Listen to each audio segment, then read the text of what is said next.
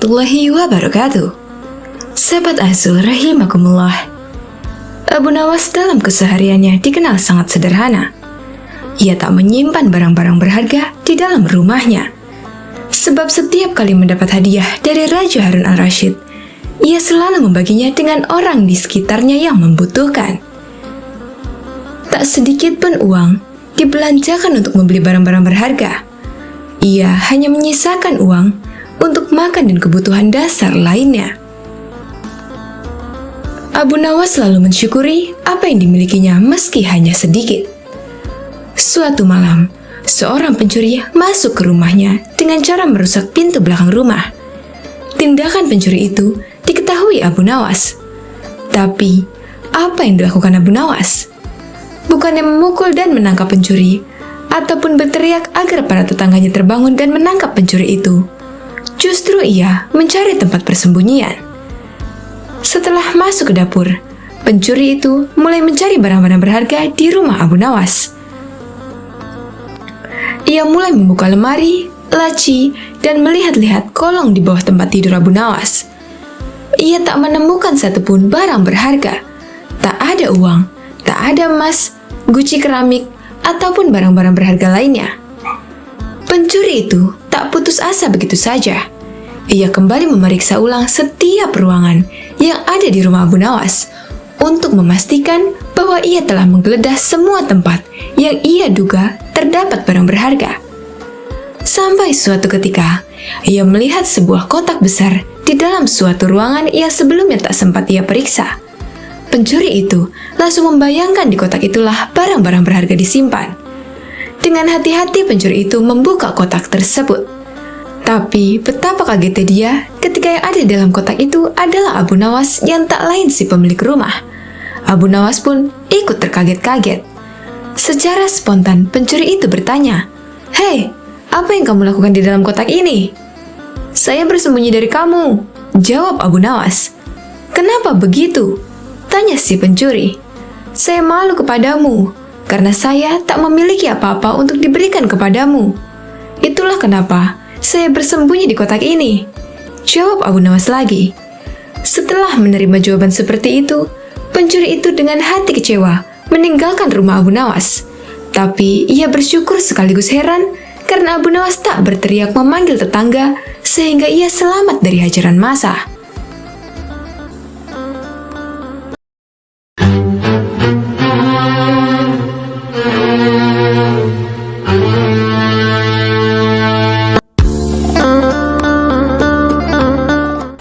Assalamualaikum warahmatullahi wabarakatuh. Sahabat Azul rahimakumullah.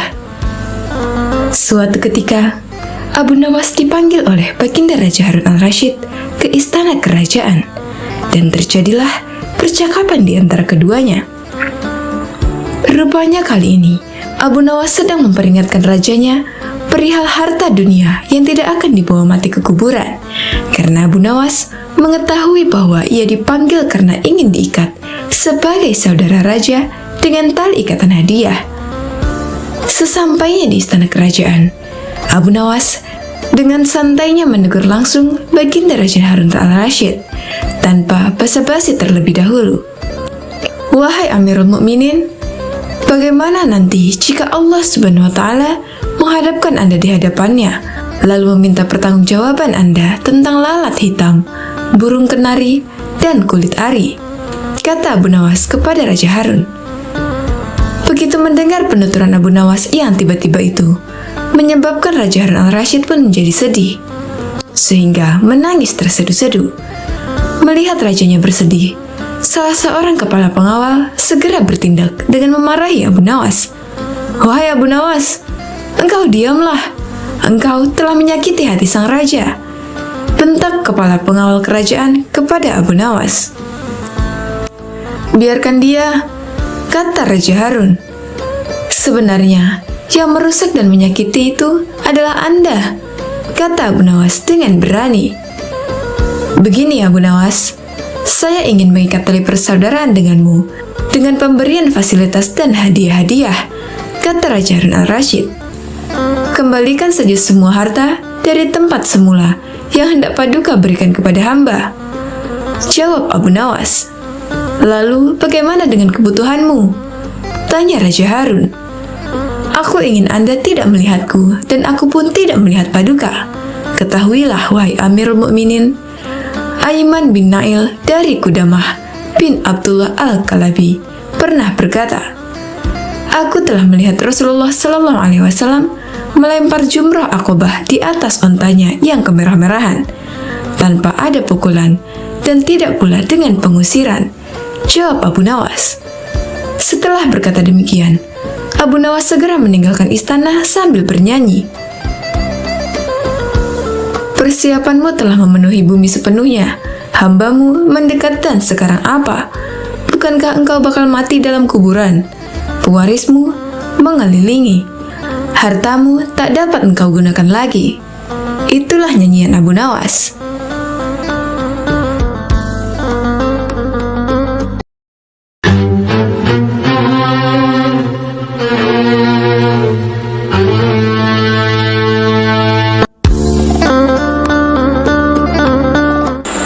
Assalamualaikum warahmatullahi wabarakatuh.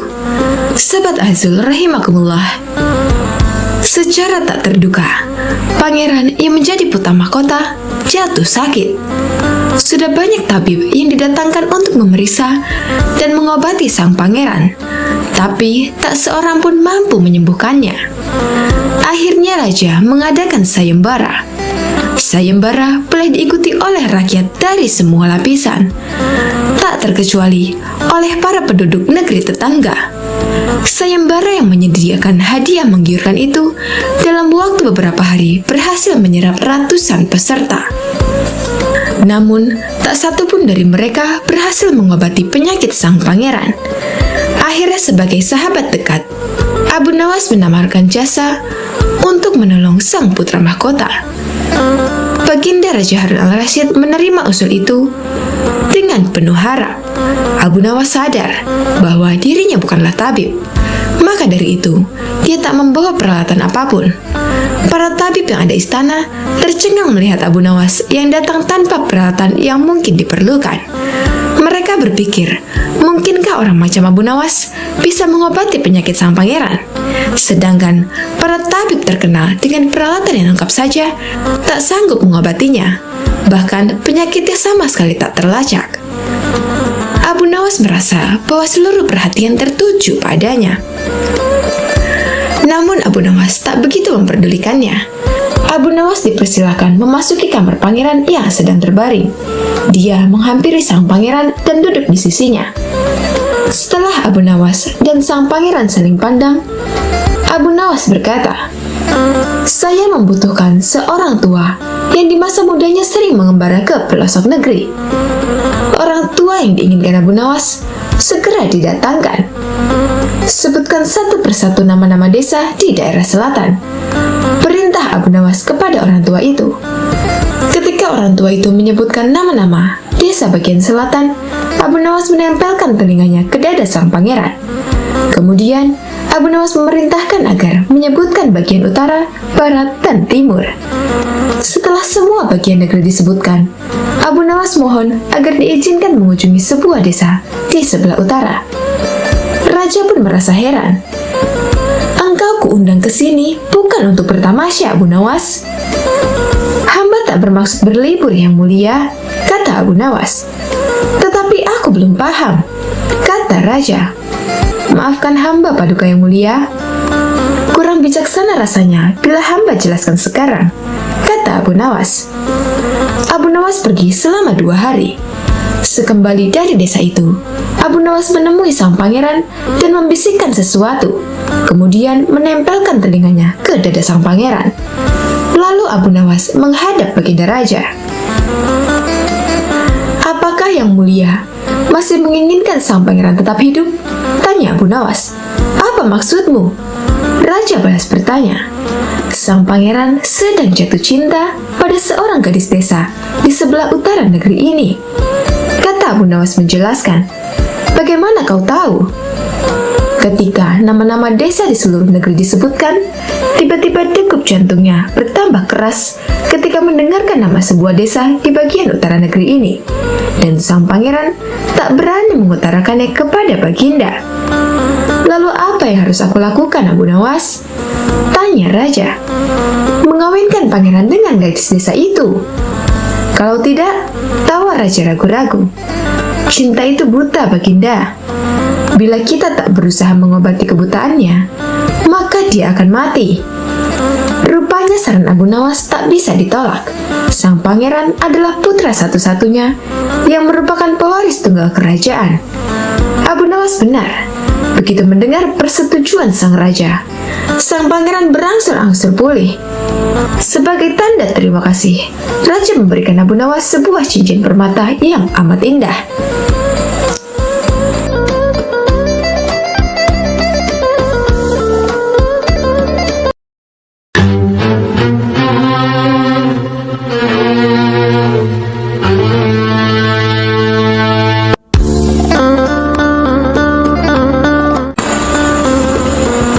Assalamualaikum warahmatullahi wabarakatuh. Sobat Asul rahimakumullah. Memang semua sudah tahu dan kagum akan kecerdasan Abu Nawas. Tak ada yang meragukannya sama sekali. Pada suatu hari, Raja Harun al-Rashid telah mempermalukan Abu Nawas dengan menyiram air kencing di depan para tamu undangan. Abu Nawas hanya bisa terdiam, namun dalam hati dia merencanakan sesuatu di lain hari. Kisahnya, figur Abu Nawas ini memang sangat lihai dalam menyelesaikan masalah. Tidak hanya lucu saja, akan tetapi juga bijaksana sehingga Abu Nawas tidak dapat dianggap enteng. Raja sangat bangga memiliki warga seperti Abu Nawas ini. Namun, pada pihak lain, dari diri Abu Nawas juga sangat menjengkelkan raja karena ulahnya yang selalu tidak tahu diri. Oleh karena itulah, Baginda Raja tak pernah berhenti memeras otaknya untuk membalas Abu Nawas. Seperti pada tahun-tahun sebelumnya, setiap bulan Rabiul Awal diadakan acara Maulid Nabi. Sambil tersenyum, Baginda Raja bergumam dalam hati, "Awas ya kamu Abu Nawas, kali ini kamu pasti kena." Acara Maulid Nabi pun tibalah waktunya dan diselenggarakan di istana. Pada saat itu semua pembesar negeri hadir termasuk putra-putra mahkota dari kerajaan sebelah. Termasuk pula Abu Nawas ikutan diundang. Dengan perintah raja, semua yang hadir di acara Maulid Nabi tersebut dipersilahkan untuk berdiri dan kemudian disirami dengan air mawar yang menebarkan bau harum. Kecuali Abu Nawas, dia disiram dengan air kencing. Setelah disiram dengan air kencing tersebut, jadi sadarlah Abu Nawas kalau dirinya telah dipermalukan di depan para pembesar negeri. Dia bungkam 1000 bahasa dan hanya bisa bergumam dalam hati, "Baiklah, hari ini Paduka telah memberiku kuah tak sedap. Esok hari aku akan membalasnya dengan isinya." Sejak saat itu, Abu Nawas tidak pernah menjejakkan kakinya di istana. Raja pun menjadi kangen karena kelucuannya saat bercerita. Ketika raja memanggilnya ke istana, rupanya Abu Nawas tidak bersedia dengan alasan sakit yang membuat tubuhnya lemah lunglai.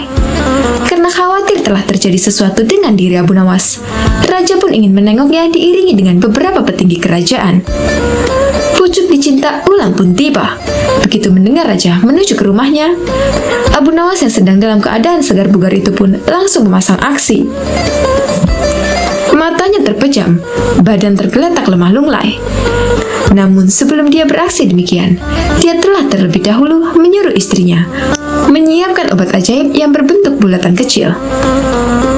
Dan di antara bulatan obat ajaib itu terdapat 2 butir yang dibubuhi tinja di dalamnya. Tak berapa lama kemudian, raja sudah ada di depan pintu rumah Abu Nawas. "Wahai Abu Nawas, apa yang kamu telan itu?" tanya raja. "Inilah yang disebut obat ajaib. Resepnya hamba peroleh lewat mimpi tadi malam. Jika hamba menelan 2 butir, niscaya akan sembuh," jawab Abu Nawas yang terlentang dan segera bangun setelah menelan pil yang kedua. "Kalau begitu, aku juga mau minum obat ajaib itu," kata raja. "Baiklah tuanku, Paduka berbalinglah dan pejamkan mata seperti hamba sekarang ini. Tidak boleh duduk, apalagi berdiri," kata Abu Nawas. Maka raja pun menuruti perintah Abu Nawas. Begitu mata raja terpejam, Abu Nawas cepat-cepat memasukkan butiran obat ajaib yang telah dibubuhi tinja itu ke mulut raja. Tiba-tiba saja baginda raja bangkit sambil membelalakkan matanya. "Hai Abu Nawas, engkau memberiku makan tinja ya?" kata raja. Maka Abu Nawas pun segera bersimpuh sambil memberi hormat kepada rajanya. "Wahai khalifah, dulu baginda memberi hamba kuahnya. Sekarang hamba berikan isinya. Jikalau baginda tidak memberi hamba uang 100 dinar, kejadian itu akan hamba ceritakan kepada khalayak ramai," kata Abu Nawas. "Diamlah ya Abu Nawas, jangan ngomong kepada siapa-siapa. Nanti aku akan memberimu uang 100 dinar, kata raja. Setelah itu, raja dan semua pengikutnya kembali ke istana. Mereka menyiapkan pundi-pundi yang berisi uang 100 dinar. Nah, untuk kesekian kalinya, Abu Nawas berhasil memperdayai rajanya, berhasil mengalahkan rajanya.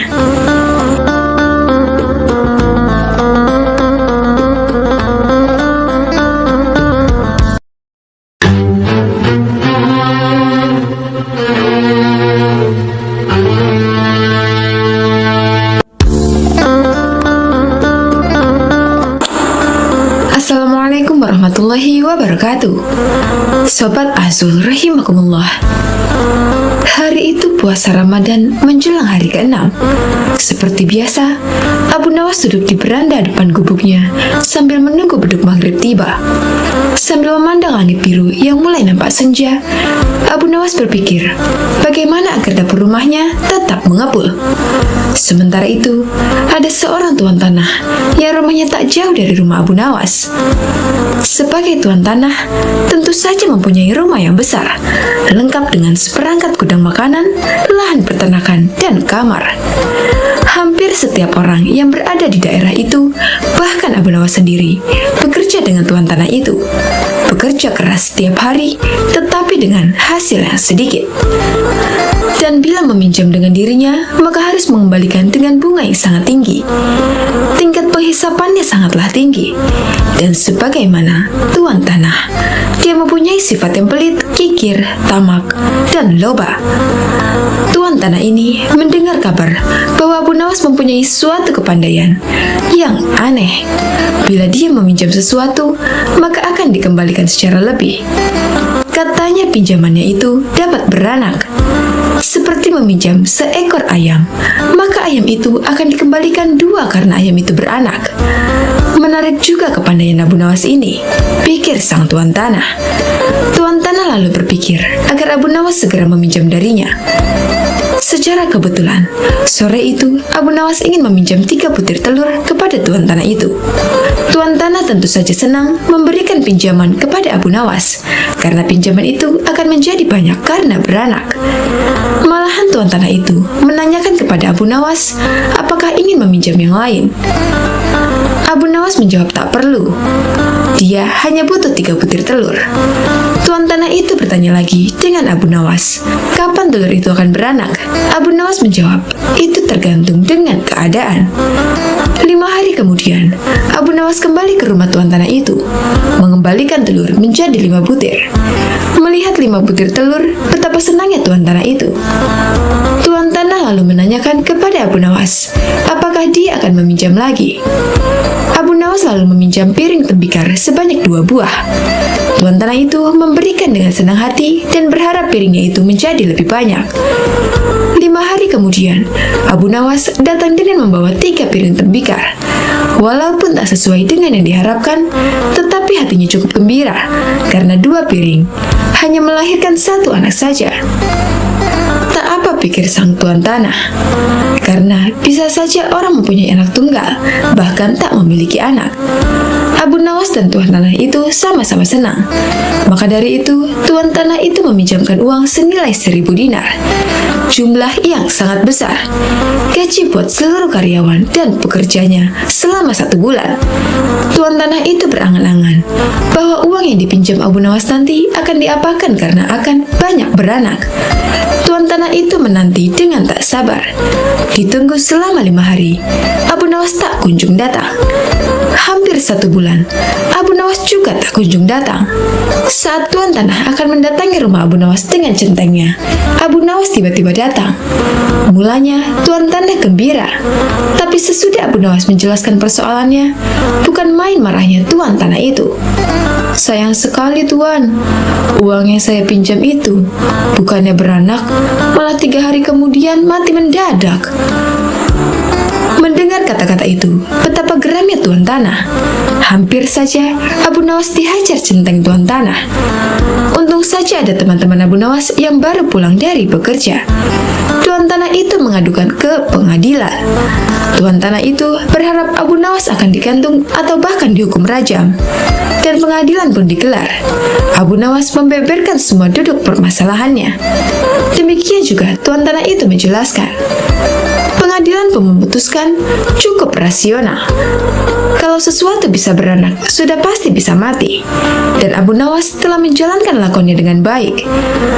Adapun tuan tanah yang tamak itu telah tertipu karena wataknya sendiri yang kikir, tamak, dan pelit.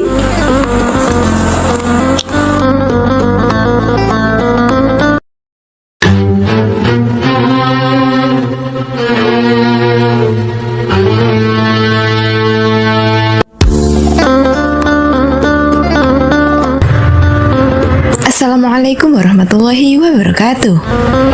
Sobat Azul rahimakumullah.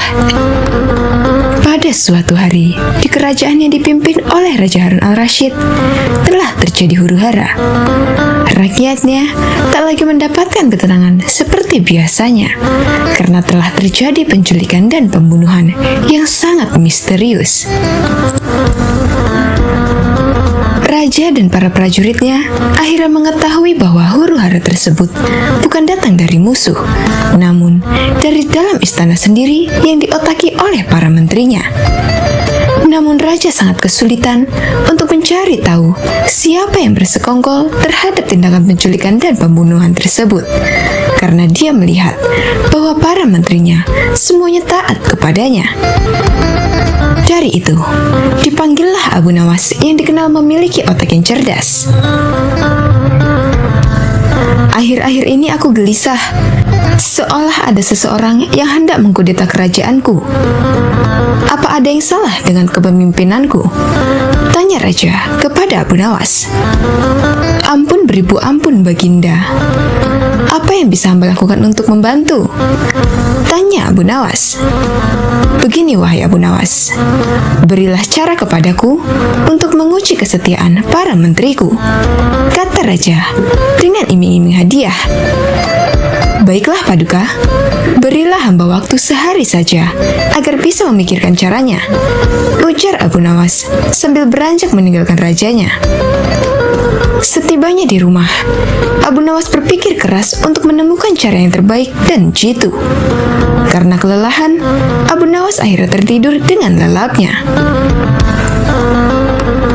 Pada keesokan harinya, ketika dia hendak sholat subuh, dia menemukan sorban yang berbau tak sedap. Sorban itu memang telah lama tak dicuci oleh istrinya. Dari situlah Abu Nawas menemukan cara jitu untuk menguji kesetiaan para menteri kerajaan. Setelah sholat subuh, Abu Nawas segera bergegas menuju istana kerajaan untuk menghadap Raja Harun al-Rasyid. Abu Nawas meminta Raja untuk bersandiwara seolah telah memiliki sorban yang sakti. Raja Harun setuju dan melakukan apa yang telah diperintahkan oleh Abu Nawas.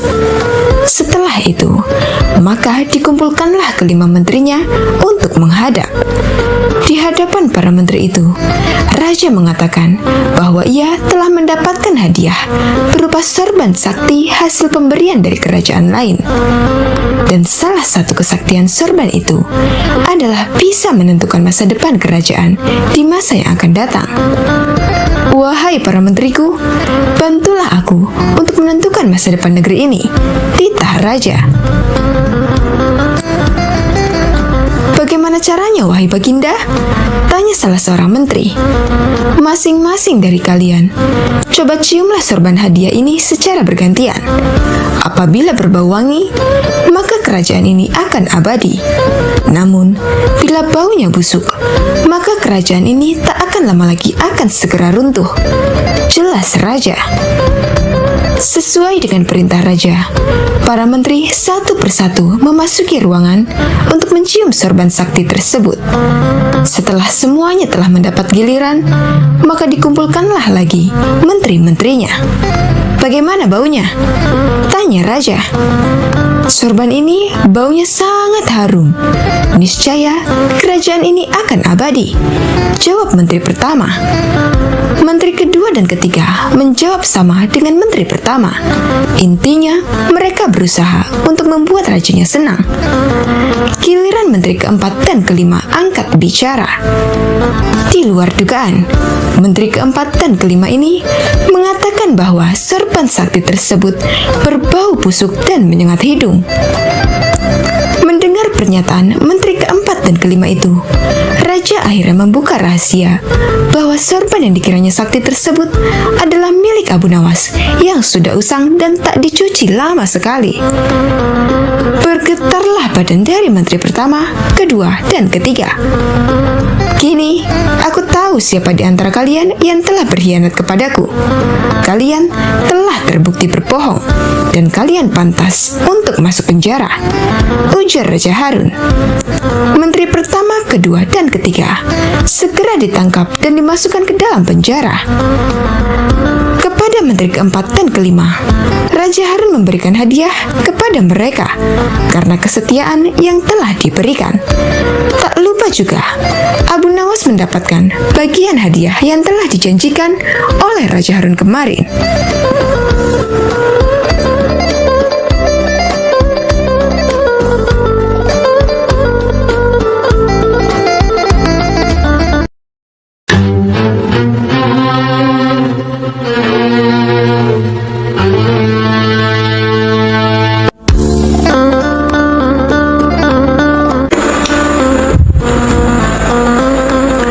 Assalamualaikum warahmatullahi wabarakatuh.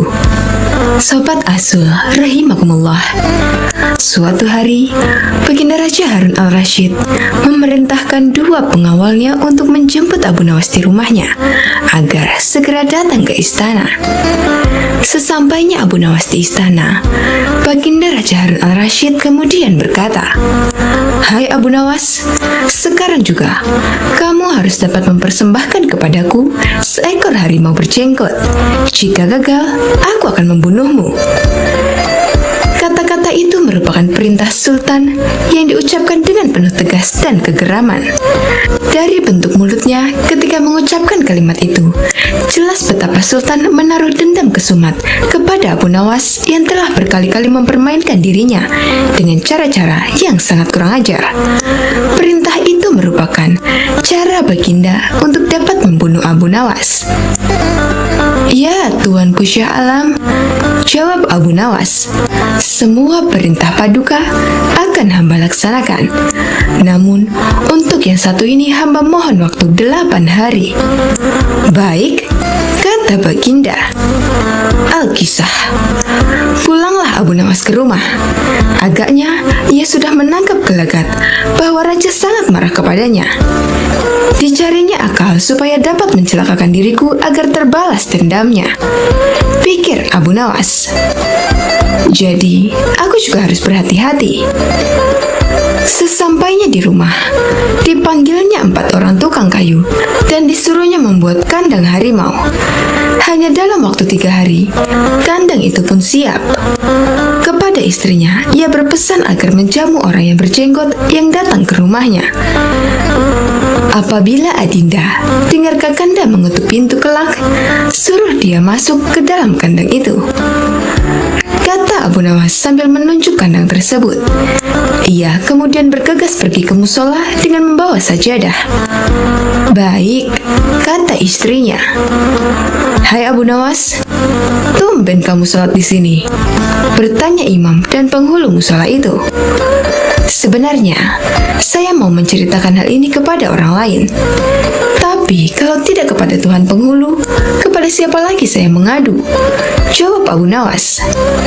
Tadi malam, saya ribut dengan istri saya. Itu sebabnya saya tidak mau pulang ke rumah. Pucuk dicinta, ulam tu tiba. Pikir penghulu itu. Kubiarkan Abu Nawas tidur di sini dan aku pergi ke rumah Abu Nawas menemui istrinya. Sudah lama aku menaruh hati kepada perempuan cantik itu. Ucap si penghulu dalam hatinya. Hai Abu Nawas, kata si penghulu, bolehkah aku menyelesaikan perselisihan dengan istrimu itu? Silahkan, jawab Abu Nawas. Hamba sangat berterima kasih atas kebaikan hati Tuan. Maka pergilah penghulu itu ke rumah Abu Nawas dengan hati berbunga-bunga. Dan dengan wajah berseri-seri diketuknya pintu rumah Abu Nawas. Begitu pintu dibuka, ia langsung mengambil istri Abu Nawas dan diajak duduk bersanding. Hai Adinda, apa gunanya punya suami jahat dan melarat? Lagi pula, Abu Nawas hidupnya tak karuan. Lebih baik kamu jadi istriku. Kamu dapat hidup senang dan tidak kekurangan suatu apapun, ucap si penghulu. Baiklah, kalau keinginan Tuan demikian, jawab istri Abu Nawas. Tak berapa lama kemudian, terdengar pintu diketuk oleh seseorang. Ketukan itu membuat penghulu belingsatan. Kemana aku harus bersembunyi? Ia bertanya kepada nyonya rumah. Tuan penghulu, silakan bersembunyi di dalam kandang itu, jawab istri Abu Nawas. Ia lalu menunjuk kandang yang terletak di dalam kamar Abu Nawas. Tanpa pikir panjang lagi, penghulu itu masuk ke dalam kandang itu dan menutupnya dari dalam. Sedangkan istri Abu Nawas segera membuka pintu. Abu Nawas pun masuk ke dalam rumah. Hai Adinda, apa yang ada di dalam kandang itu? Tanya Abu Nawas. Tidak ada apa-apa suamiku, jawab istrinya. Apa putih-putih itu? Tanya Abu Nawas. Lalu dilihatnya penghulu itu gemetar karena malu dan ketakutan. Setelah 8 hari, Abu Nawas memanggil 8 kuli untuk memikul kandang itu ke istana. Di Baghdad, orang gempar ingin melihat harimau berjenggot. Seumur hidup, jangankan melihat, mendengar harimau berjenggot pun belum pernah. Kini Abu Nawas malah dapat seekor. Mereka terheran-heran akan kehebatan Abu Nawas. Tetapi, begitu dilihat penghulu di dalam kandang, mereka tidak bisa bilang apa-apa selain mengiring kandang itu sampai ke istana, hingga menjadi arak-arakan yang panjang. Si penghulu malu bukan main. Tak lama kemudian, sampailah iringan-iringan itu ke dalam istana. Hai Abu Nawas, apa kabar? Kata Baginda Sultan. Apa kamu sudah berhasil mendapatkan harimau berjenggot? Dengan berkat dan doa tuanku, alhamdulillah hamba berhasil, jawab Abu Nawas. Maka dibawalah kandang itu ke hadapan Baginda. Ketika Baginda hendak melihat harimau tersebut, si penghulu memalingkan mukanya ke arah lain dengan muka merah padam karena malu. Akan tetapi, kemanapun ia menoleh, ke situ pula Baginda memelototkan matanya. Tiba-tiba Baginda menggeleng-gelengkan kepala dengan takjub, sebab menurut penglihatan beliau, yang ada di dalam kandang itu adalah penghulu musola. Abu Nawas buru-buru menimpali. Ya tuanku, itulah harimau berjenggot. Tapi Baginda tidak cepat tanggap. Beliau termenung sesaat. Kenapa penghulu dikatakan harimau berjenggot? Tiba-tiba Baginda bergoyang ke kiri dan ke kanan, seperti orang berdoa. Oh penghulu, perlukah hamba memberitahukan kenapa hamba dapat menangkap harimau berjenggot ini di rumah hamba sendiri? Kata Abu Nawas. Iya, ujar Baginda sambil menoleh ke kandang itu dengan mata berapi-api. Kemudian Abu Nawas menjelaskan apa yang sebenarnya terjadi. Ya, aku maklum sudah. kata Baginda. Bukan main murka Baginda kepada penghulu itu, sebab ia yang sangat semestinya menegakkan hukum, ia pula yang melanggarnya. Ia telah berkhianat. Baginda segera memerintahkan punggawa mengeluarkan penghulu dari kandang dan diarak keliling pasar setelah sebelumnya dicukur segi 4, agar diketahui oleh seluruh rakyat betapa aibnya orang yang berkhianat.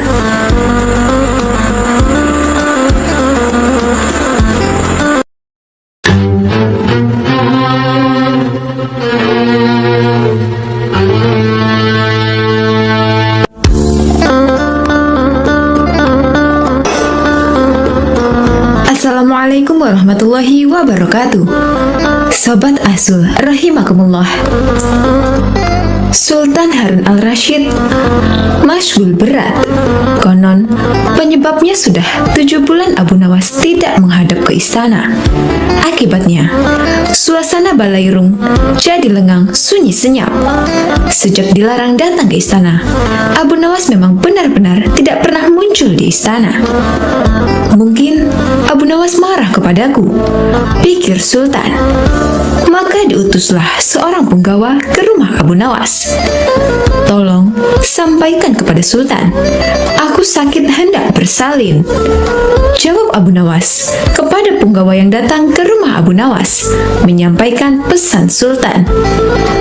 Aku sedang menunggu dukun beranak untuk mengeluarkan bayiku ini, kata Abu Nawas lagi sambil mengelus-ngelus perutnya yang buncit. Ajaib benar, kata Baginda dalam hati setelah mendengar laporan punggawa setianya. Baru hari ini aku mendengar kabar seorang lelaki bisa hamil dan sekarang hendak bersalin. Dulu mana ada lelaki melahirkan? Aneh. Maka timbul keinginan Sultan untuk menengok Abu Nawas.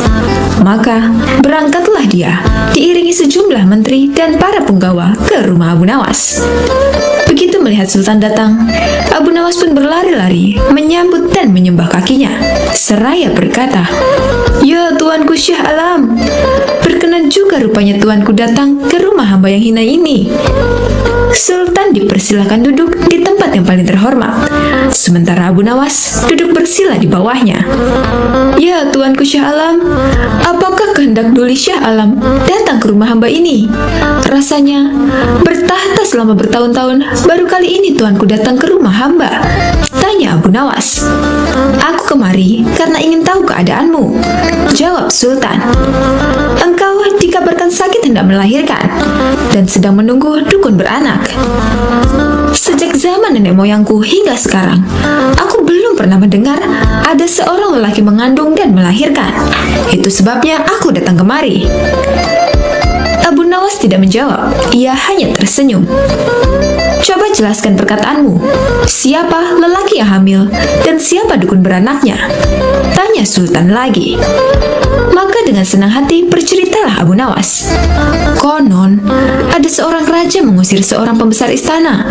Tetapi setelah 5 bulan berlalu, tanpa alasan yang jelas, sang raja memanggil kembali pembesar tersebut ke istana.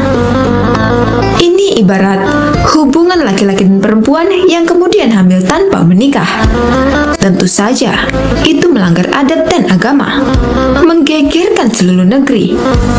Lagi pula, apabila seorang mengeluarkan titah, tidak boleh mencabut perintahnya lagi. Jika itu dilakukan, ibarat menjilat air ludah sendiri. Itulah tanda-tanda pengecut.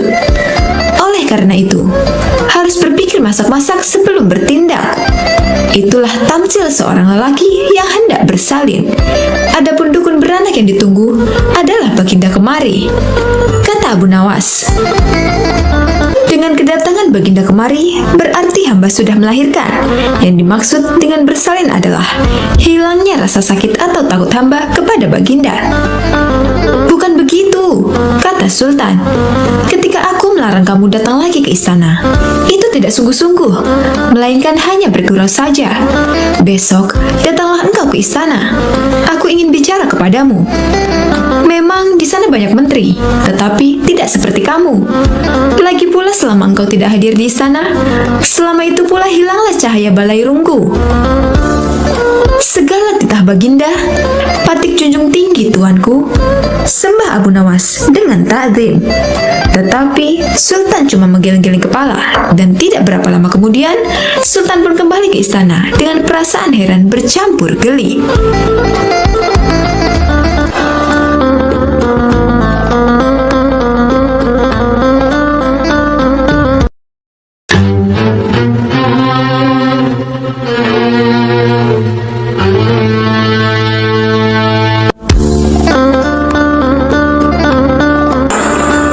Assalamualaikum warahmatullahi wabarakatuh. Sobat Ahsul rahimakumullah. Pada suatu hari yang cerah, Raja Harun al-Rashid mengalami kejenuhan dan berencana hendak pergi ke hutan yang terkenal akan keindahannya. Raja pun mengajak Abu Nawas sebagai pemandu dalam perjalanan tersebut. "Siap paduka raja?" kata Abu Nawas. Rupanya Abu Nawas tidak keberatan dengan ajakan rajanya tersebut, dan berangkatlah mereka ke hutan dengan mengendarai keledai sambil bercengkrama di sepanjang perjalanan. Tanpa terasa, mereka sudah menempuh hampir separuh perjalanan, dan tibalah mereka di pertigaan jalan yang jauh dari rumah penduduk. Mereka berhenti karena ragu ke arah mana hutan yang dituju. Setahu mereka, kedua jalan itu memang benar menuju hutan yang mereka tuju. Hutan wisata yang berisi binatang-binatang buas. Abu Nawas pun angkat bicara. "Paduka, saya sarankan agar kita tidak usah meneruskan perjalanan." "Kenapa wahai Abu Nawas?" kata paduka raja. "Hamba berkata demikian karena kalau kita salah pilih jalan, jangan-jangan kita tidak pernah kembali lagi. Bukankah akan lebih bijaksana kalau kita meninggalkan sesuatu yang meragukan?" jawab Abu Nawas. Dalam kebimbangan, anak buah paduka raja yang masih merupakan teman Abu Nawas berkata, "Aku pernah mendengar ada dua orang kembar yang hidup di semak-semak sebelah sana," kata ajudan. "Apakah engkau mengenalnya?" tanya Abu Nawas. "Tidak juga. Mereka adalah si yang memiliki rupa sangat mirip. Yang satunya selalu berkata jujur, dan satunya selalu berkata bohong," jawab ajudan. "Baiklah, kita istirahat dulu. Nanti kita menuju ke rumah si kembar," kata Abu Nawas. Abu Nawas, paduka raja, dan prajuritnya kemudian beristirahat sejenak sambil makan. Seusai makan, mereka menuju ke rumah si kembar bersaudara itu. Setelah pintu diketuk, maka keluarlah salah satu dari mereka. "Maaf, aku sangat sibuk hari ini. Engkau hanya boleh mengajukan satu pertanyaan saja, tidak lebih," kata dia. Abu Nawas pun mendekati salah satu si kembar yang beda sifat itu, dan mulai menanyakan jalan yang menuju hutan yang indah dan berbisik. Dan salah satu si kembar itu pun menjawabnya dengan berbisik pula. Setelah itu Abu Nawas dan rombongan segera pamit untuk meneruskan perjalanan. "Paduka raja, hutan yang kita tuju jalan sebelah kanan," kata Abu Nawas. "Bagaimana engkau bisa tahu harus ambil jalan arah kanan? Sedangkan kita tidak tahu apakah orang yang kita tanya tadi orang yang selalu berkata benar atau berkata bohong," tanya paduka raja. "Wahai paduka, orang yang aku tanyai tadi menunjukkan jalan sebelah kiri," kata Abu Nawas. Paduka raja masih juga belum mengerti dengan perkataan Abu Nawas. "Apa maksudnya?" tanya raja. "Karena orang itu menunjukkan jalan sebelah kiri," jawab Abu Nawas. "Coba jelaskan kepadaku," tanya raja. "Tadi aku bertanya ke orang itu, apakah yang akan dikatakan saudaramu bila aku bertanya jalan mana yang menuju hutan yang indah? Dan dia menjawab sebelah kiri. Dengan pertanyaan itu, siapapun yang aku tanya, entah si kembar yang selalu berbohong maupun si kembar yang selalu berkata jujur, pasti akan menjawab sebelah kiri."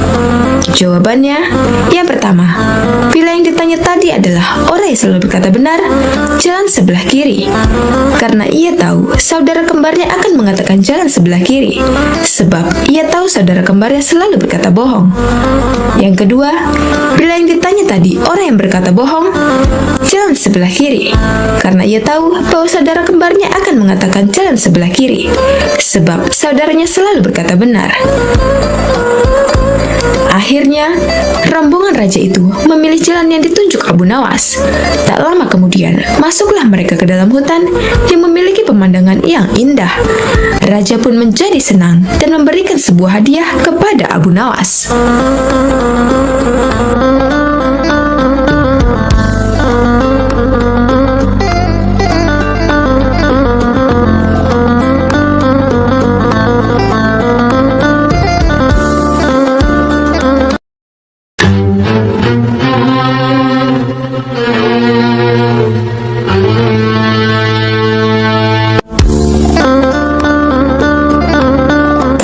Assalamualaikum warahmatullahi wabarakatuh. Sobat Azul rahimakumullah. Abu Nawas memang cerdik. Meskipun tak mempunyai kemampuan untuk melaksanakan titah sang raja, namun dia selalu berhasil melaksanakan tugasnya. Dan hadiah selalu menanti. Sungguh rezeki yang tak disangka. Suatu ketika, Abu Nawas diundang oleh Raja Harun al-Rasyid untuk makan bersama. Maka berangkatlah para pengawal kerajaan untuk menjemput Abu Nawas di rumahnya. Tak berapa lama kemudian, Abu Nawas telah sampai di istana dengan pakaian sederhana. Abu Nawas langsung diajak berbincang di sebuah pendopo dengan berbagai jamuan makan lengkap dengan minuman yang segar. Melihat begitu banyaknya makanan, Abu Nawas pun sangat lahap menyantap makanan yang dihidangkan kepadanya. Sementara itu raja masih meneruskan perbincangannya dengan Abu Nawas tentang kekuasaannya. Raja Harun bercerita kepada Abu Nawas terkait dengan luasnya wilayah yang telah dipimpinnya. Namun Abu Nawas nampak tidak menggubris, malah dia sibuk dengan makanan yang tersaji di hadapannya. Tak lama kemudian, raja mulai melontarkan berbagai pertanyaan kepada Abu Nawas. Hai Abu Nawas, kalau setiap benda ada harganya, berapakah harga diriku ini? Tanya raja. Abu Nawas yang masih dalam kondisi kekenyangan setelah makan menjawab sekenanya tanpa berpikir panjang. Hamba kira mungkin sekitar 100 dinar saja Paduka, jawab Abu Nawas. Terlalu sekali engkau Abu Nawas, harga sabukku saja 100 dinar, bentak raja. Tepat sekali Paduka, memang yang saya nilai dari diri Paduka hanya sebatas sabuk itu saja, ujar Abu Nawas.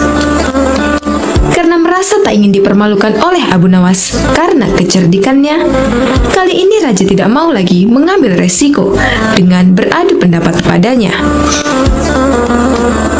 Oleh karena itu, Abu Nawas diajak menuju ke tengah-tengah prajuritnya yang merupakan ahli bela diri dan ketangkasan. Ayo Abu Nawas, di hadapan para prajuritku, tunjukkanlah kemampuan memanahmu. Panahlah sekali saja. Kalau panahmu dapat mengenai sasaran, hadiah akan menantimu. Tapi kalau gagal, engkau akan aku penjara, kata raja. Abu Nawas pun bergegas mengambil busur dan anak panah.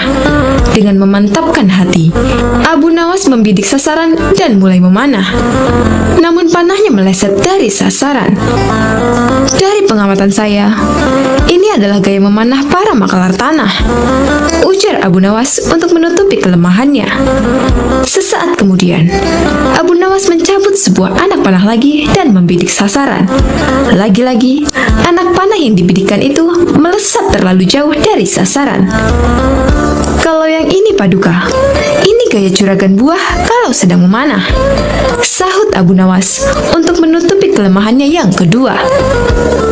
Untuk yang ketiga kalinya, Abu Nawas kembali mencabut anak panah dan mulai membidiknya. Namun kali ini, kebetulan anak panah yang dibidiknya mengenai sasaran. Nah, yang ini Paduka, ini baru gaya Abu Nawas kalau sedang memanah. Saya pun menunggu hadiah yang Paduka janjikan, kata Abu Nawas dengan gembira. Dengan tak bisa menyembunyikan tawanya, Paduka Raja lantas memberikan hadiah kepada Abu Nawas. Dengan kecerdikannya bermain kata-kata yang masuk logika, akhirnya Abu Nawas mendapatkan hadiah. Dia pun langsung memohon diri karena tak sabar untuk memberikan hadiah itu kepada istrinya. Wallahu a'lam bishawab.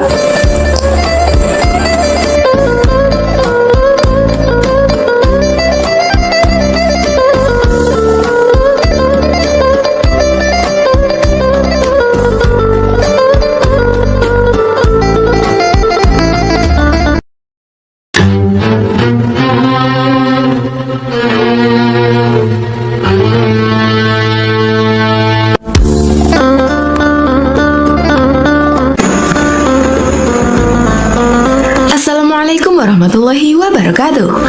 Sobat Azul rahimakumullah. Abu Nawas mendengar Baginda Raja yang memiliki seorang menteri kepercayaan dan senantiasa mendampinginya. Menteri itu bernama Abu Jahal.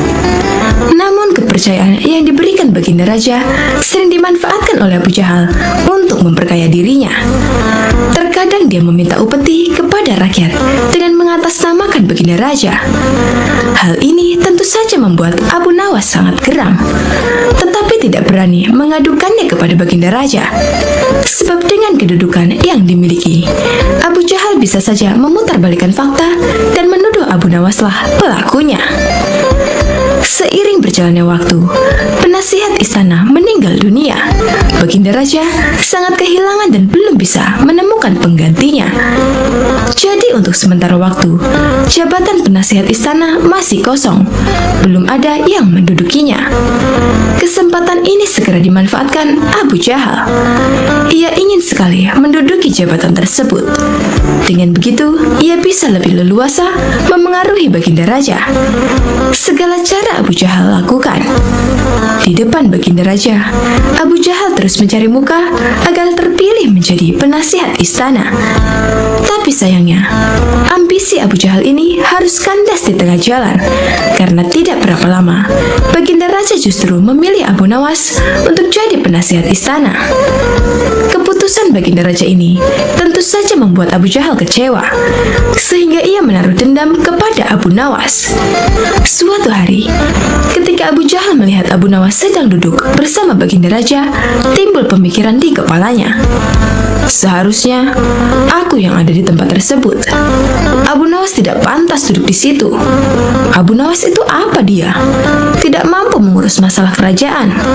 Pantasnya dia jadi pelawak istana. Gerutu Abu Jahal dalam hatinya. Merasa kecewa dengan keputusan Baginda Raja, Abu Jahal lalu menyampaikan keberatannya. Pada suatu hari, saat Baginda Raja sedang duduk sendirian di singgasananya, Abu Jahal menghadap dan berkata, "Ampun Paduka yang mulia, hamba izin menghadap Baginda Raja." Baginda Raja terkejut melihat Abu Jahal yang tiba-tiba menghadapnya. "Ada apa Abu Jahal? Apa yang ingin kau sampaikan?" tanya Baginda Raja. "Ampun Paduka yang mulia, hamba rasa Abu Nawas tidak pantas menjabat sebagai penasihat istana. Karena menurut hamba, dia tidak tahu apa-apa soal negara. Abu Nawas itu apa keahliannya? Cuma melucu saja," tutur Abu Jahal. "Tapi, bukankah Abu Nawas terkenal cerdas? Dia juga seorang yang jujur," ujar Baginda Raja. "Apakah Paduka sudah meragukan kejujuran saya?" tanya Abu Jahal. "Bukan seperti itu. Kamu kan sudah menduduki jabatan menteri istana. Jadi wajar kalau Abu Nawas yang mengisi jabatan penasihat istana," jawab Baginda Raja. "Tapi hamba lebih berpengalaman Paduka yang mulia, apalagi mengenai kenegaraan. Hamba juga ahli berperang, tubuh hamba kekar dan perkasa. Lalu hamba sudah lama berbakti kepada Baginda Raja. Hamba rasa hambalah yang lebih pantas menjadi penasihat istana," ucap Abu Jahal. Melihat ambisi Abu Jahal yang begitu besar ingin menjadi penasihat istana, Baginda Raja akhirnya membuat keputusan. Ia ingin mengadakan sayembara antara Abu Nawas dan Abu Jahal. Maka dipanggillah Abu Nawas untuk datang ke istana. Singkat cerita, Abu Nawas pun menghadap Baginda Raja. "Ampun Paduka yang mulia, ada gerangan apa memanggil hamba?" tanya Abu Nawas. "Hai Abu Nawas, Abu Jahal sangat menginginkan jabatan penasihat istana. Dia minta supaya jabatanmu diganti olehnya. Tapi aku juga tidak mungkin memecatmu begitu saja. Biar adil, maka aku putuskan akan mengadakan sayembara untuk kalian berdua. Siapa yang menjadi pemenangnya, maka dialah yang berhak jadi penasihat istana," jelas Baginda Raja. Sejenak Abu Nawas terdiam dan berpikir, Abu Jahal pasti punya rencana busuk. Jangan sampai dia jadi penasehat istana? Bisa-bisa rakyat makin miskin, tertindas oleh kelakuannya. Pikir Abu Nawas. Ampun Paduka yang mulia, kalau boleh tahu, sayembara apa yang hendak diberikan? Tanya Abu Nawas. Aku ingin masing-masing dari kalian membawakan satu gentong air laut, tapi yang rasanya tawar. Perintah Baginda Raja. Abu Nawas dan Abu Jahal langsung terkejut mendengar permintaan Baginda Raja yang aneh itu. Sekarang pulanglah kalian berdua dan besok kembali ke sini dengan membawa air laut yang rasanya tawar, kata Baginda Raja. Sesampainya di rumah, Abu Nawas terus memikirkan dan mencari tahu keberadaan laut yang airnya tawar. Mana ada air laut yang rasanya tawar? Orang secerdik apapun tidak akan bisa melakukannya, pikir Abu Nawas. Sementara itu Abu Jahal mulai berbuat curang. Ia memasukkan air sumur ke gentong untuk dibawanya ke istana. Baginda Raja pasti percaya, meskipun aku berkata bohong, karena aku tahu aku adalah menterinya yang paling dipercaya, kata Abu Jahal dalam hatinya. Keesokan harinya, Abu Nawas dan Abu Jahal datang ke istana dengan membawa gentong masing-masing. Bagaimana? Apa kalian sudah mendapatkan airnya? Tanya Baginda Raja. Sudah Paduka yang mulia, jawab Abu Jahal dan Abu Nawas serempak. Kemudian Abu Jahal maju lebih dulu, menyerahkan gentongnya. Ini Paduka, air laut permintaan Paduka, ucap Abu Jahal. Baginda Raja lalu mencicipi air yang dibawa Abu Jahal. Bagus Abu Jahal, air ini rasanya tawar. Tapi benarkah ini berasal dari laut? Tanya Baginda Raja. Benar sekali Paduka, hamba sengaja mengambilnya dari laut yang tidak diketahui oleh banyak orang, jawab Abu Jahal penuh percaya diri. Sekarang tibalah giliran Abu Nawas menyerahkan gentong miliknya. Ketika Baginda Raja mencicipi air yang ada di gentong Abu Nawas, ia pun langsung berkata, "Hai Abu Nawas, kenapa rasanya masih asin dan getir? Yang aku minta air laut yang rasanya tawar," ucap Baginda Raja. Ampun Paduka yang mulia, tapi memang begitulah rasa air laut, balas Abu Nawas. Baiklah, karena lomba ini dimenangkan Abu Jahal, tentu dia yang akan menjadi penasihat istana, tutur Baginda Raja. Mendengar itu, Abu Jahal sangat kegirangan, sudah tidak sabar ingin menduduki jabatan tersebut. Ternyata sangat mudah mengelabui Baginda Raja, pikir Abu Jahal. Tapi tiba-tiba Baginda Raja kembali berkata, "Hai Abu Jahal, di mana kamu menemukan laut yang airnya tawar? Antarkan aku ke sana sekarang. Aku ingin mandi di sana," titah Baginda Raja. Seketika wajah Abu Jahal menjadi pucat, tubuhnya lemas dan gemetaran. "Anu Paduka yang mulia, hamba kenapa? Kalau kamu tidak bisa membuktikannya, berarti kamu telah membohongiku," ucap Baginda Raja. "Ampun Paduka yang mulia, air yang hamba bawa memang bukan air laut, tapi air dari sumur," kata Abu Jahal ketakutan. "Kamu lancang Abu Jahal, kamu kira aku anak kecil yang mudah dikelabui? Karena kamu telah berani berbohong, maka sebagai hukumannya, kamu bukan hanya gagal jadi penasihat istana, tapi juga akan dipecat dari menteri.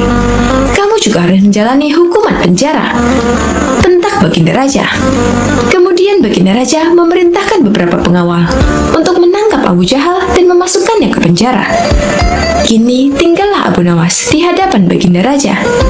"Hai Abu Nawas, bukankah kamu terkenal cerdik? Bisa saja kamu membohongiku, dan dengan kecerdikanmu itu, kamu tentu bisa menutupi kebohonganmu.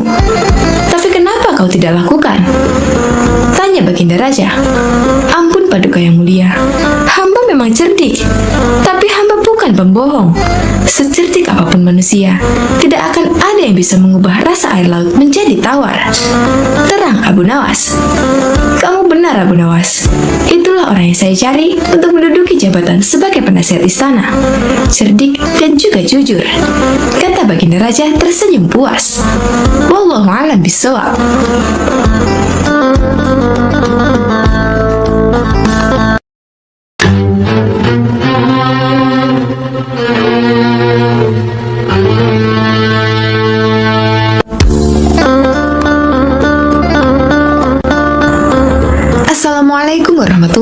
wabarakatuh. Sobat Asul rahimakumullah. Abu Nawas adalah seorang ulama besar yang terkenal dengan kecerdasannya dan dipercaya sebagai wali Allah. Di suatu hari, Baginda Raja Harun al-Rasyid merasakan sakit di seluruh anggota badannya. Bahkan, untuk berjalan saja terasa berat. Akhirnya Baginda Raja memanggil tabib istana untuk mengobatinya. Tapi ternyata hasilnya nihil. Lantaran tabib istana hingga tabib sekota Baghdad tak bisa mengobatinya. Akhirnya, Raja Harun al-Rasyid membuat sayembara untuk para tabib agar bisa menyembuhkan penyakitnya. Barang siapa yang bisa mengobati penyakit Baginda Raja akan diberi hadiah uang emas yang banyak. Sayembara tersebut pun menyebar di seluruh kota. Banyak para tabib yang akhirnya ikut mengadu nasib untuk mengobati Baginda Raja. Abu Nawas yang mendengar sayembara itu pun tertarik untuk mencobanya. Padahal ia sama sekali tidak mempunyai kemampuan untuk mengobati. Hari yang ditunggu pun telah tiba. Abu Nawas menghadap raja untuk mencoba mengobatinya. Abu Nawas, rupanya engkau ikut pula dalam sayembara yang kuadakan ini, kata raja. Benar Baginda, kata Abu Nawas. Apa kamu bisa mengobati penyakitku ini? Tanya Raja Harun al-Rasyid. Hamba akan mencobanya Baginda. Hamba akan mencoba menerapkan cara-cara yang belum pernah dilakukan oleh tabib lainnya, jawab Abu Nawas meyakinkan. Abu Nawas kemudian meminta Raja Harun al-Rasyid untuk menerangkan penyakit apa yang dideritanya agar bisa memberikan tindak lanjut. Baginda Raja Harun al-Rasyid pun menerangkan jika tubuhnya terasa nyeri, tangan dan kakinya terasa pegal-pegal.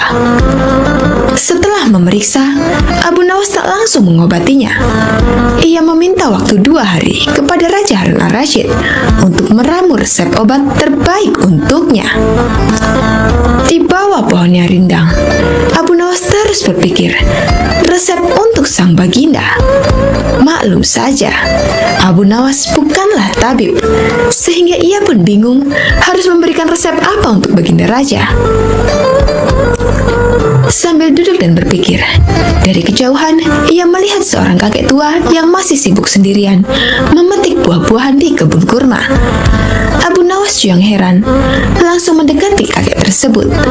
Setelah bercakap-cakap dengan kakek tersebut, Abu Nawas mendapat jawaban. Kakek tersebut menjadikan aktivitas memetik buah sebagai kesibukan. Jika tak ada kesibukan tersebut, malah merasa badannya pegal-pegal. Dari pertemuan tersebut, akhirnya Abu Nawas menemukan penyebab sakitnya Baginda Raja. Esok harinya, Abu Nawas pun menghadap Baginda Raja Harun al-Rasyid. Hai Abu Nawas, belum 2 hari kau sudah menghadapku. Mana obat untukku? Tanya Raja Harun al-Rasyid. Maafkan hamba Baginda. Kali ini hamba datang belum membawa obat yang dapat Baginda minum. Sebab obat yang bisa menyembuhkan Baginda hanya telur unta. Baginda harus cari telur unta itu sendiri, karena jika tak dicari sendiri, maka khasiatnya akan hilang. Terang Abu Nawas. Kalau itu yang kau sarankan, baiklah, aku akan segera mencarinya, jawab Baginda Raja. Dengan sekuat tenaga, Raja Harun al-Rasyid mencoba mencari telur unta di pasar. Para pedagang pun terheran, bukankah unta itu beranak bukan bertelur? Tapi mereka tak berani mengatakan hal itu sebab yang mencari adalah Baginda Raja. Setelah berkeliling kota dan tak menemukan satupun penjual telur unta, Harun al-Rasyid bertemu nenek tua yang menjelaskan jika unta tak bertelur tapi beranak. Baginda Raja lantas tersadar jika ia baru dibohongi oleh Abu Nawas. Sampai di istana, Raja Harun al-Rasyid merasa kelelahan setelah perjuangannya mencari telur unta dengan berjalan kaki. Baginda Raja pun akhirnya tertidur pulas karena kelelahan. Esok harinya, Baginda Raja tampak segar bugar dan aneh Anehnya sakit yang diderita hilang begitu saja. Ia lalu menyuruh para pengawal untuk meminta Abu Nawas segera menghadapnya. Tak lama kemudian, Abu Nawas pun menghadap. "Bagaimana Baginda? Apakah Baginda telah menemukan telur unta yang hamba ajukan?" tanya Abu Nawas setelah memberikan salam kedatangan. "Rupanya, engkau telah mempermainkanku ya?" jawab Baginda. "Apa yang Baginda maksud?" tanya Abu Nawas. "Engkau menyuruhku mencari telur unta, padahal unta tak bertelur, melainkan beranak," terang Raja Harun al-Rasyid. Abu Nawas kemudian menceritakan pertemuannya dengan kakek tua, hingga ia memperoleh hikmah bahwa anggota badan yang tak pernah digerakkan akan membuat orang sakit. Pengalaman itulah yang ingin diterapkan Abu Nawas kepada bagindanya, supaya baginda raja tidak hanya memerintah tetapi juga bergerak. Tentu saja baginda tidak akan menemukan telur unta, sebab tidak akan mungkin ada unta yang bertelur. Tapi, bukankah baginda sekarang sudah merasa lebih enakan? Tanya Abu Nawas setelah memberikan penjelasan. "Benar, apa yang kau katakan itu benar Abu Nawas," jawab raja yang tak lagi marah mendengar jawaban Abu Nawas. "Bahkan aku semalam dapat tidur dengan pulas sekali," lanjut baginda raja. "Kalau begitu, betul jika ada pepatah yang mengatakan, tidak ada kelezatan kecuali setelah kepayahan," sahut Abu Nawas. Mendengar hal itu, Raja Harun al-Rasyid pun tertawa dan geleng-geleng kepala atas kecerdikan Abu Nawas.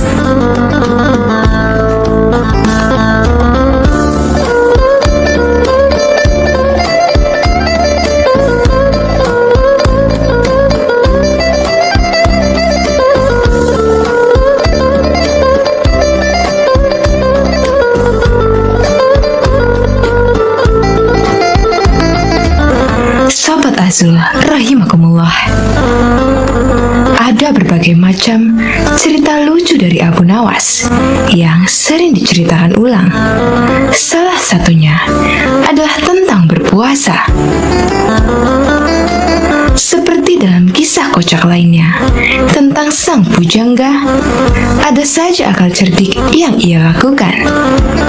Kali ini, dirinya yang tengah berpuasa hendak dikerjai oleh dua sahabatnya yang tidak berpuasa. Kira-kira, akal seperti apakah yang ia lakukan untuk menghadapi kedua sahabatnya itu? Daripada penasaran, langsung saja kita simak cerita lucu Abu Nawas tentang berpuasa. Alkisah. Pada suatu siang di bulan Ramadan, rumah Abu Nawas dikunjungi oleh kedua sahabatnya. Layaknya umat Islam lain, ia juga berpuasa. Namun tidak begitu dengan kedua temannya. Kedua sahabatnya itu datang ke rumah sang pujangga dengan tujuan untuk bersekongkol mengerjainya. "Assalamualaikum," ucap kedua sahabat nyaris bersamaan. "Abu Nawas, mengapa kamu di rumah saja? Ayo kita ngabuburit." Tanpa berpikir apa-apa, Abu Nawas mengiyakan ajakan mereka untuk mengisi waktu sembari menunggu berbuka puasa. Namun, siapa sangka kedua temannya itu justru mengajaknya pergi ke sebuah tempat makan. Karena kebaikan hatinya, sang pujangga Arab itu tidak protes sama sekali. Ia ikut saja masuk ke dalam tempat makan tersebut. Meskipun begitu, karena tengah berpuasa, ia bertekad tidak akan ikut makan. Untungnya, kedua temannya itu membeli makan untuk dibawa pulang, bukan makan di tempat. Rupanya, kedua temanku ini sangat menghormatiku yang sedang berpuasa. Meskipun tidak berpuasa, tapi mereka tidak makan langsung di tempat makan itu, melainkan membawa makanannya pulang, pikir Abu Nawas. Setelah selesai membeli makanan, mereka bertiga menuju menuju ke rumah salah seorang sahabat. Kebetulan saja, ketika sampai di sana, azan maghrib baru saja berkumandang. "Wah, sudah waktunya berbuka puasa," ucap Abu Nawas. "Batalkan saja dahulu puasamu dengan minum," ucap salah satu temannya. Sang pujangga pun segera minum, kemudian menunggu ditawari makan bersama. "Jangan lupa sholat dulu," ucap temannya yang lain. "Nanti kamu ketinggalan jatah waktu sholat maghrib." "Benar juga," jawab Abu Nawas. Ia kemudian mengambil air wudhu dan menjalankan ibadah sholat maghrib. Seusai sholat, ia kembali menemui kedua sahabatnya sambil berpikiran, kali ini akhirnya ia bisa makan. "Mengapa kamu tidak mengaji Al-Quran?" tanya temannya. "Mumpung perutmu masih kosong, lebih baik kamu mengaji dahulu. Takutnya nanti kalau sudah kenyang kamu jadi mengantuk." Lama-kelamaan, penyair dari Persia itu merasa jengkel. Ia merasa kalau kedua sahabatnya itu sedang mengerjainya. Meskipun begitu, ia tetap menurut dan mengaji Al-Quran. Kemudian, apakah setelah mengaji, akhirnya ia bisa makan? Tentu saja tidak. "Abu Nawas, sekarang mari kita lompat tidur," ucap salah satu temannya. "Esok pagi yang memiliki mimpi paling indah akan bisa memakan makanan ini." Bukannya mengajak makan, temannya itu justru mengajak lompat tidur. Tentu saja saat itu ia benar-benar sadar kalau ia sedang dikerjai oleh teman-temannya. Meskipun marah, tokoh yang hidup di abad ke-8 ini tetap menyanggupi perlombaan yang tidak masuk akal tersebut. Ia dan kedua sahabatnya tidur malam itu juga. Dan keesokan harinya, setelah bangun tidur, mereka pun kembali berkumpul untuk membicarakan mimpi yang mereka dapatkan semalam. Salah satu dari teman Abu Nawas memulai ceritanya. "Semalam, aku bermimpi sangat indah sekali. Di dalam mimpi itu, aku memiliki rumah mewah, mobil mewah, uang yang banyak, dan pesawat pribadi. Hidupku pokoknya sangat sempurna." Teman yang lain menganggukkan kepalanya beberapa kali ketika mendengar cerita itu. "Mimpimu memang indah, sahabat," ucapnya kemudian. "Tapi egois sekali. Kalau aku semalam justru bermimpi kalau negeriku ini tidak punya hutang. Infrastrukturnya berkembang dengan baik. Jalan-jalannya mulus. Pelabuhan selalu lancar. Ongkos transportasi murah. Dan semua rakyatnya begitu sejahtera. Hingga aku tak bisa menemukan orang yang berhak menerima zakat." Mendengar cerita tentang mimpi tersebut, salah satu sahabat sampai terkagum-kagum. "Mimpimu luar biasa sekali, sahabat," ucap salah satu sahabatnya. "Bagaimana denganmu, Abu Nawas? Apakah mimpimu lebih luar biasa dari sahabat kita ini? Coba ceritakanlah kepada kami, wahai sahabat." "Sayangnya, mimpiku hanya biasa saja," ucap sang pujangga memulai ceritanya. "Semalam aku bermimpi dengan Nabi Daud alaihi salam. Kalian tentu tahu kan kalau Nabi Daud gemar berpuasa. Beliau seringkali berpuasa sehari, kemudian berbuka sehari setiap waktu." Kedua sahabat itu mengangguk-anggukkan kepalanya. Kemudian, "Semalam dalam mimpiku, Nabi Daud bertanya kepadaku, 'Apakah engkau berpuasa, wahai Abu Nawas?' Tentu saja aku langsung menjawab iya. Kemudian beliau kembali bertanya, 'Sudahkah engkau berbuka puasa, wahai Abu Nawas?' Dan aku hanya bisa menjawab belum. Kemudian Nabi Daud alaihissalam menyuruhku segera berbuka puasa. Saat itu juga, aku langsung bangun dari tidur dan mengambil makanan yang sudah kalian belikan kemarin sore." Kontan, kedua sahabat pun hanya bisa saling berpandangan. Salah satu dari mereka kemudian mengecek makanan yang mereka simpan di dalam lemari malam sebelumnya. Benar saja, semua makanan yang mereka simpan kemarin kini telah raib. Berarti semalam sang bujangga sungguh-sungguh memakan makanan itu. Kedua sahabat pun langsung menyesali perbuatan perbuatan mereka kemarin. Siapa sangka, rupanya mereka tetap kalah cerdik dari akal temannya. Berniat mengerjai, justru akhirnya ganti dikerjai.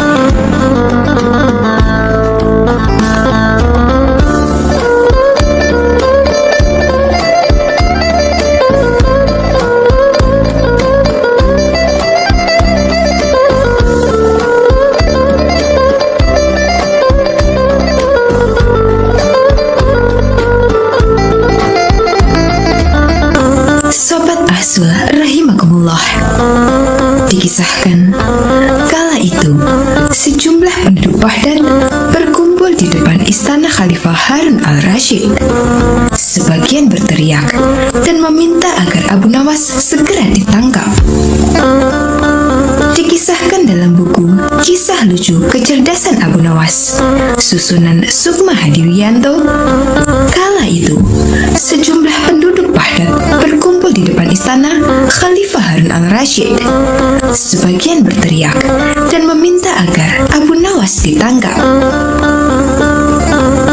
Para penduduk protes karena baliho raksasa milik Abu Nawas yang dipasang di depan rumahnya yang berbunyi, "Dijual cepat matahari Baghdad. Siapa cepat dapat bonus anak unta." Penduduk lainnya merasa panik dan kasak-kusuk di depan istana. Mereka takut sekaligus bingung. Jika matahari Baghdad dijual, maka bagaimana mereka bisa hidup? "Abu Nawas, kamu serius mau menjual matahari?" tanya Khalifah Harun al-Rasyid sambil mengamati massa yang membludak di depan istananya. "Benar, Baginda. Supaya kita bisa ikut cara mereka menggunakan otak," jawab Abu Nawas. "Maksudnya?" Khalifah kembali bertanya. "Begini, Baginda. Apakah Baginda senang infrastruktur di Baghdad terbangun hebat di zaman Baginda? Baginda bangga bisa menjadi teladan untuk rakyat bahwa selama menjabat jadi khalifah, Baginda tidak korupsi. Baginda senang tidak mempertontonkan keserakahan dengan menguasai ratusan ribu hektar padang pasir. Padahal Baginda bisa melakukannya dengan kekuasaan yang sekarang Baginda genggam," beber Abu Nawas. Khalifah Harun al-Rasyid yang bingung lantas meminta Abu Nawas untuk menjelaskan maksud dari ucapannya. "Abu Nawas, coba ke inti masalah. Jika Baginda turun dan tanya massa yang sekarang berdemonstrasi itu, ketahuilah bahwa mereka akan menjawab, 'Buat apa bangun infrastruktur? Infrastruktur tidak bisa dimakan.' Jadi, jalan-jalan mulus yang Baginda bangun selama ini, puluhan bendungan yang Baginda banggakan, lapangan terbang, rel kereta api di Koramabad, pasar-pasar di Kirkuk, itu semua percuma, tidak bisa dimakan," kata Abu Nawas menjelaskan. Khalifah Harun al-Rasyid pun terdiam. Baginda bangga tidak korupsi. Anak Baginda jual pisang goreng. Itu malah membuat mereka marah dan cemburu. Buat mereka, Baginda mestinya korupsi agar mereka tak repot-repot lagi bikin isu tak masuk akal. Misalnya, Baginda keturunan Mongolia. Baginda memusuhi ulama. Baginda membiarkan partai Bans yang sudah dilarang tumbuh lagi. Wah, pokoknya banyak Baginda. Lalu, apa hubungannya dengan menjual matahari? Tanya Khalifah Harun al-Rasyid. Abu Nawas kemudian menjelaskan apa yang dianggap Khalifah Harun sebagai prestasi nasional justru dianggap pemborosan dan membebani negara karena mereka terbiasa melihat prestasi yang ada di ruang gelap. Di ruang gelap, gadis cantik tak terlihat. Sebatang emas bisa dianggap besi. Tapi, kalaupun mata mereka tak melihat di ruang gelap, bukankah telinga mereka dapat mendengar? Hati mereka terbuka. Bagaimana mungkin mereka menuduhku memusuhi ulama, padahal wakilku sekarang adalah ulama besar? Jikapun mereka tak suka aku, bukankah kepada mereka sekarang aku sodorkan ulama yang dulu mereka klaim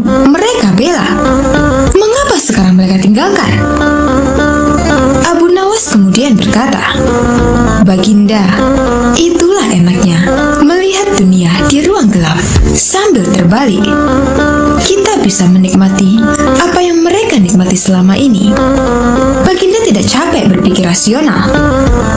Khalifah Harun al-Rashid kembali terdiam. Abu Nawas lanjut menjelaskan, "Percayalah Baginda, hanya dengan melihat segala sesuatu di kegelapan, Baginda akan paham mengapa selama ini mereka melihat infrastruktur megah, pemerataan pembangunan di daerah tertinggal, semuanya sama sekali tidak berguna, karena tak bisa dimakan. Mohon jangan katakan, infrastruktur memang tak bisa dimakan. Tapi dengan infrastruktur, kita semakin mudah mencari makan. Itu cara berpikir rasional dan normal, Paduka." Masa di depan istana semakin membludak. Khalifah Harun al-Rashid masih terdiam. Ia lantas memberi isyarat membenarkan ucapan Abu Nawas. "Jadi, boleh saya menjual matahari?" Kisah ini menunjukkan bahwa Abu Nawas sebagai pribadi yang cerdas dan peduli.